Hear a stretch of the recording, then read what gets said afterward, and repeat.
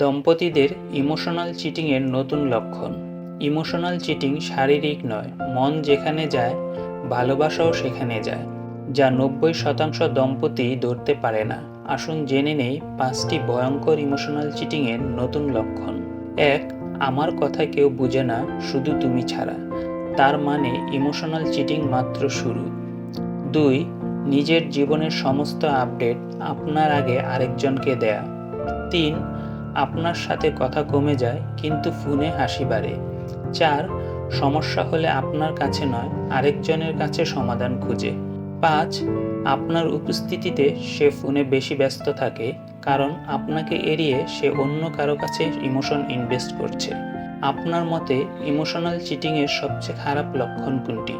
কমেন্টে জানাতে পারেন।